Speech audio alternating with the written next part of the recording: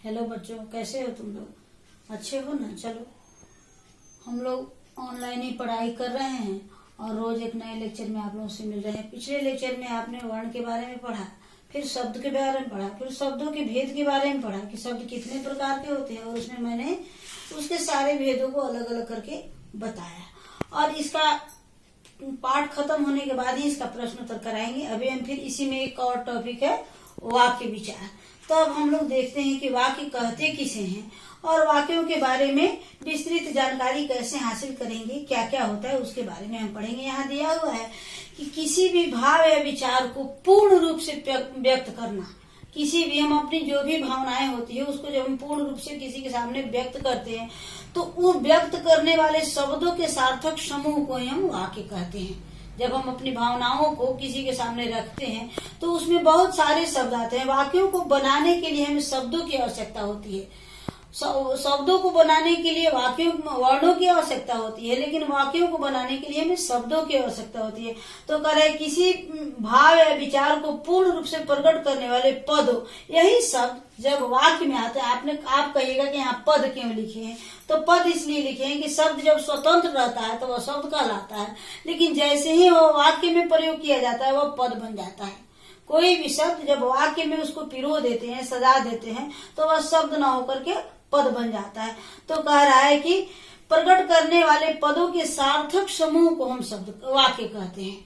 शब्दों को जब वाक्य में सजा देते हैं और वह पूर्ण अर्थ व्यक्त करता है तो उसे हम वाक्य कहते हैं। जैसे कुछ उदाहरण में हम वाक्य देंगे, सीता पढ़ती है, तो यहाँ पर अब सीधे वाक्य पढ़िएगा तो ये बात समझ जाइएगा कि इसमें कहा जा रहा है कि सीता जो है सो पढ़ रही है, पढ़ती है।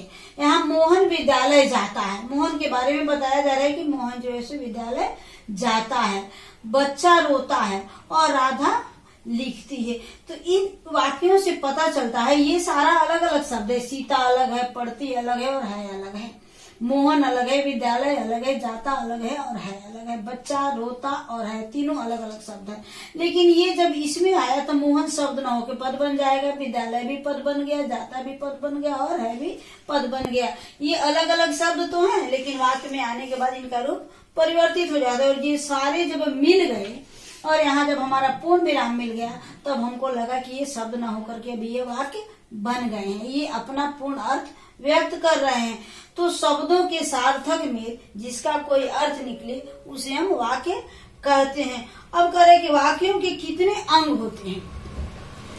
तो वाक्य के 2 अंग होते हैं। किसी भी वाक्य को 2 भागों में बांटा जाता है, एक उद्देश्य और दूसरा होता है विधेय। अब वो उद्देश्य किसे कहते हैं, सवाल ये भी आपके सामने आ जाएगा जी। इसमें से हम छाटेंगे कैसे, किसको उद्देश्य कहेंगे और किसको विधेय कहेंगे? तो वाक्य को जब 2 भाग में तोड़ेंगे तो एक हो जाता है कर्ता और दूसरा हो जाता है उससे रिलेटेड जो भी क्रिया होता है या जो भी कर्म होता है।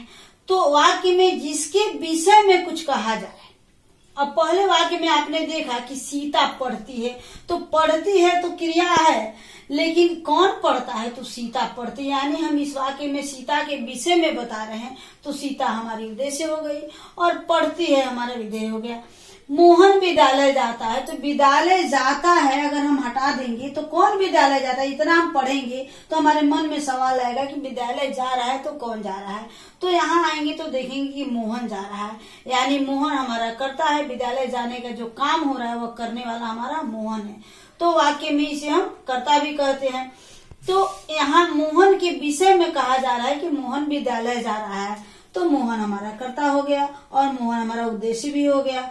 बच्चा रोता है, यानी रोने की क्रिया हो रही है, रोने का काम हो रहा है, तो कौन रो रहा है? तो बच्चा रो रहा है। तो यहाँ बच्चा जो है सो हमारा कर्ता भी है और बच्चा ही हमारा उद्देश्य भी है। यहाँ राधा लिखती है, यहाँ क्रिया हो रहा है लिखने का, तो लिख कौन रहा है? तो राधा।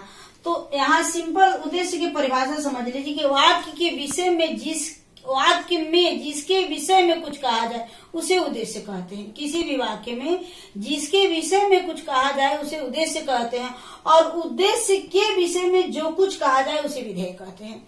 अब यहाँ सीता है तो सीता के विषय में ही कहा जा रहा है कि पढ़ती है, तो सीता उद्देश्य निकल गई तो जो भी हमारे पास बचा वह पूरा का पूरा हमारा विधेय हो गया। जैसे मोहन विद्यालय जाता है तो यहाँ मोहन के विषय में कहा जा रहा है कि मोहन जो है सो विद्यालय जाता है। तो जिसके विषय में कुछ कहा जाए वह उद्देश्य होता है, और उद्देश्य के विषय में जो कुछ कहा जाता है वह विधेय होता है। उद्देश्य के विषय में हम कह रहे हैं कि विद्यालय जा रहा है, तो मोहन के विषय में ही कह रहे हैं, तो मोहन उद्देश्य और ये विद्यालय जाता है विधेय।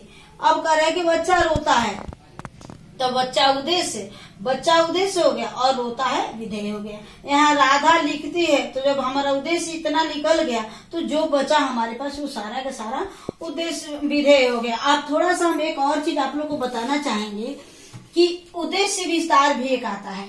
जैसे कह रहा है कि जंगल में मोर नाचा।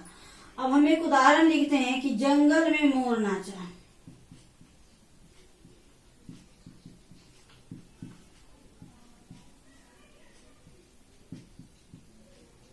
नाचा या नाचता है, तो यहाँ हम नाचता है क्रिया हमारा हो गया, ये नाचता है हमारा क्रिया है, लेकिन ये मोर हमारा करता है। इसमें करता क्या है, नाचने का काम हो रहा है, तो यह काम कौन रहा है, तो मोर कर रहा है। तो यहाँ जंगल में मोर, यहाँ तक मोर तक हमारा ये सारा के सारा उद्देश्य हो जाएगा। जहाँ हमारे कर्ता निकला, कर्ता से पहले जो भी चीज हमारे वाक्य में आता है वो सब हमारा उद्देश्य ही हो जाता है, और कर्ता के बाद जो आता है वो विधेय होता है। इसी प्रकार हम एक दूसरा उदाहरण लेंगे कि दशरथ पुत्र राम ने रावण को मारा। दशरथ पुत्र राम ने रावण को मारा, तो ये हमारा वाक्य बहुत लंबा हो जा रहा है। यहाँ देखिए लिख रहे हैं,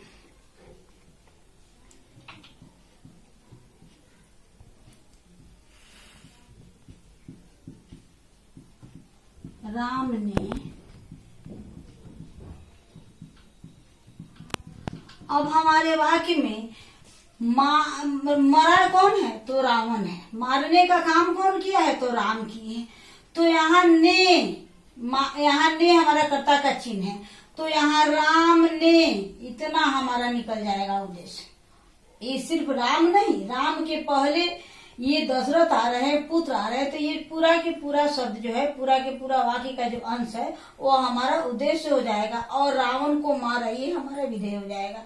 आप एक बार फिर से ध्यान से सुनिए कि वाक्य में जिसके विषय में कुछ कहा जाए, जो क्रिया कर रहा है उसे हम कर्ता उद्देश्य कहते हैं, और उद्देश्य के विषय में जो कुछ कहा जाता है उसे विधेय कहते हैं।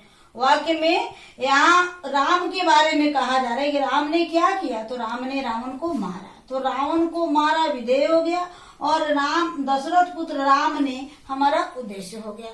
इस प्रकार से उद्देश्य और विधेय को जब छांटना होगा तो आप लोग ध्यान दीजिएगा कि कर्ता हमारा उद्देश्य होता है, और कर्ता के बारे में जो कुछ कहा जाए वह विधेय होता है। इसका परिभाषा होता है कि वाक्य में जिसके विषय में कुछ कहा जाए वह उद्देश्य होता है, और उद्देश्य के विषय में जो कुछ कहा जाए वह विधेय होता है। इस प्रकार से हम आपको उद्देश्य और विधेय का दोनों का यहाँ पर डिफाइन भी अलग अलग लिख दे रहे हैं, देख लीजिए। उद्देश्य किसे कहते हैं,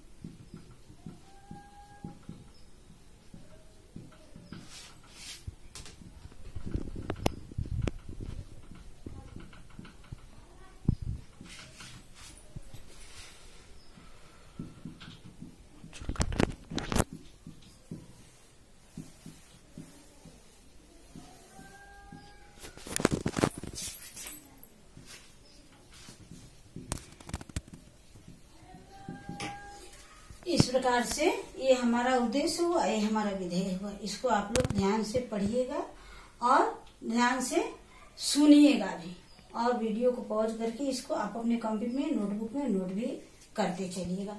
फिर अगले वीडियो में हम वाक्य के प्रकार के बारे में बताएंगे, वाक्य कितने प्रकार के होते हैं और कैसे हम तीनों वाक्यों को पहचानते हैं। सरल वाक्य, संयुक्त वाक्य और मिश्र वाक्य, 3 प्रकार के वाक्य होते हैं। तीनों वाक्यों को हम कैसे पहचानेंगे, कैसे इसको हम वर्गीकृत करेंगे, कैसे इसे हम लिखेंगे, इसके बारे में हम अगले वीडियो में आपको बताते हैं।